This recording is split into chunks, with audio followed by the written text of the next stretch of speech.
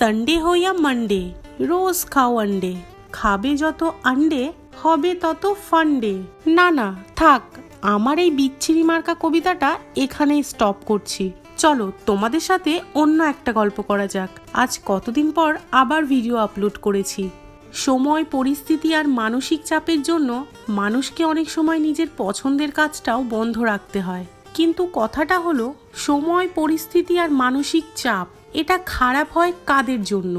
আসলে এটা খারাপ হয় কিছু মানুষের জন্য যারা আমাদের জীবনের সাথে ওতপ্রোতভাবে জড়িয়ে। কি ঠিক বললাম তো?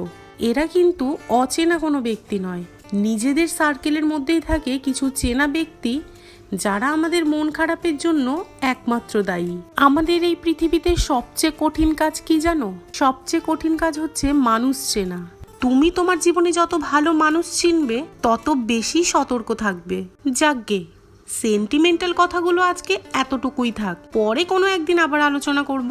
ডিমের অমলেটের কারি তো সবাই খেয়েছো, তারপর নতুন রেসিপি ডিমের ভাপা, আরও অনেক কিছু। আজকে একটু অন্যরকম ট্রাই করলাম, ডিমের পোচ করে সেটাকে কারি করেছি। তোমরা কমেন্টে অবশ্যই জানিও কেমন হয়েছে। আর হ্যাঁ, বাড়িতেও কিন্তু একবার অবশ্যই ট্রাই করো।